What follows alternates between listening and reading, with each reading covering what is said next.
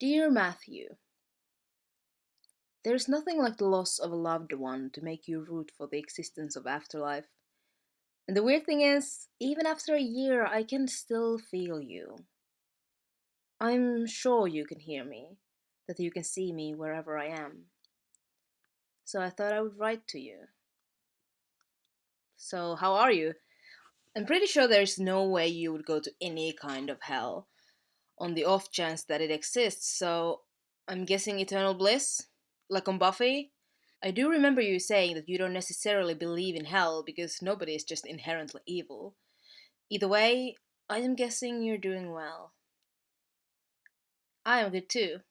I got into university, into my first choice one too. I'm going to Redmond in Kingsport. Jane, who got into Harvard, Amherst, and Duke and is living for Boston in the fall, thinks I'm an idiot and an underachiever for not even attempting the Ivies or even Toronto or anything bigger and further away. But the thing is, I have no need for an escape. Having lived a lifetime without a home, I have no need to rapidly ditch this one. I wanted something that was close enough to visit Marilla, and you, of course, but that still has the courses that I want. Besides, I knew Priscilla also applied, and that means we can live together in Kingsport. Charlie and Gilbert are going also, which will in all probability be a heap of fun. Me and Gilbert are friends, by the way. I mean, it feels natural and normal to me now, but I guess a year ago we were still in the midst of that fiery feud. But now I dare say he's one of my best friends. He's fun and dependable, and we share a lot of interests. I'm guessing it makes you glad to hear it. Oh, you always rooted for him. It used to drive me mad. I have other new friends as well. Paul Irving is the platonic love of my life, and Barbara Shaw and I have coffee regularly. I mean, she has coffee, and I have tea or rose lemonade. The novelty of eating flower flavored things hasn't disappeared. It still makes me feel like a fairy. Marilla is doing great. Her new book is coming out next month, actually. She's been researching the relationship between women in different eras, their importance in those social environments, and their significance in the development of what we now know as feminism. It is such an interesting read. I've been proofreading it all year. You would be bored to death by it. I inherited your old math book. It is a dream to edit on. So thanks, I guess. We also have two little kids living in your bedroom now. They are such a joy. I mean, I guess you would be afraid of them, but we like them. After the Hammonds and the Thomases, I thought I would never want to take care of another kid again. But I was wrong. Davy and Dora are such a joy, and with me mainly studying and Marilla mainly researching, it's good that there is something bringing us out of our rooms, even if Grandma Cuthbert's dishes are not safe.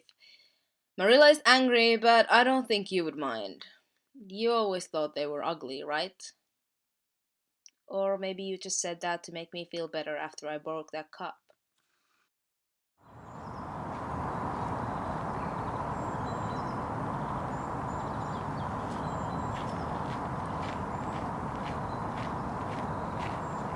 Hi, Anne.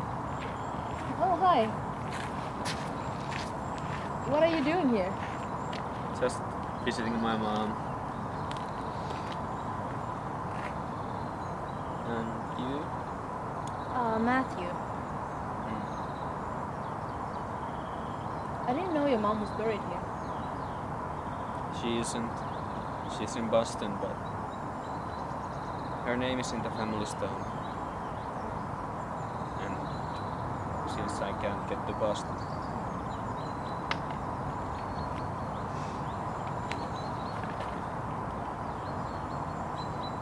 I just miss her.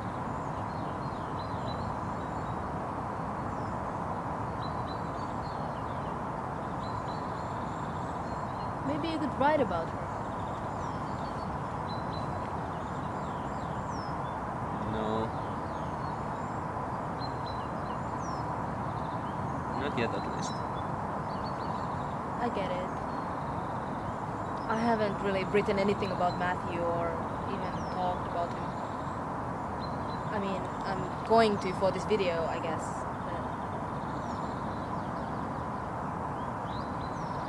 I do think about him all the time, though. I mean, I wonder if he would be proud of me and what he would say. I get that. I do that too. Your mother would be a fool not to be proud of you. Right back at you.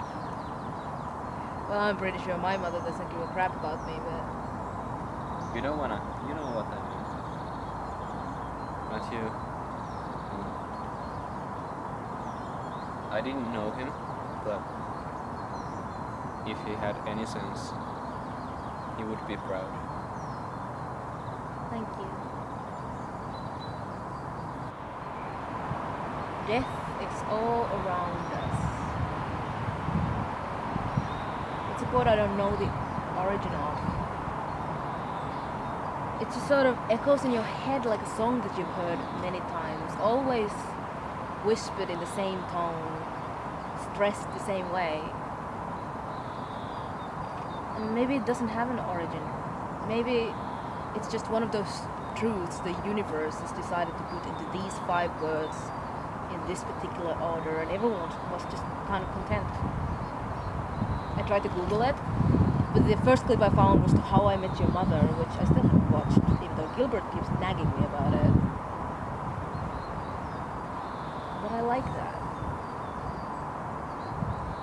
I like that we can find life and laughter in something as gloomy as death. I mean, when sorrow touches your life, when somebody you love dies, it is the biggest tragedy ever. To you. But when you really think about it, death is the most common thing in the world. Every single second, someone or something dies.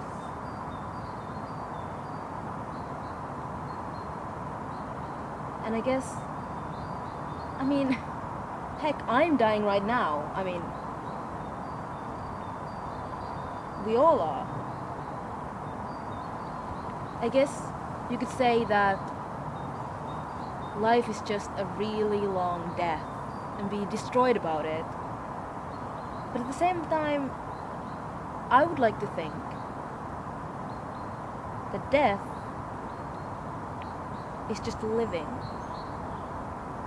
A life, to be exact.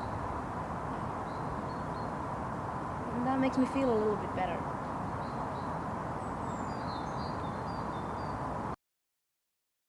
I miss you every day.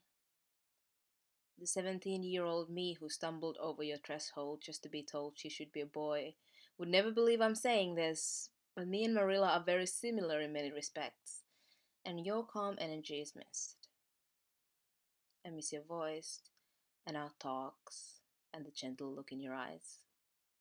But it's not so all-consuming anymore. I'm doing maybe better than ever, and there are tons of adventures ahead of me. Don't worry though, it's not like I could ever forget you. Love, Anne.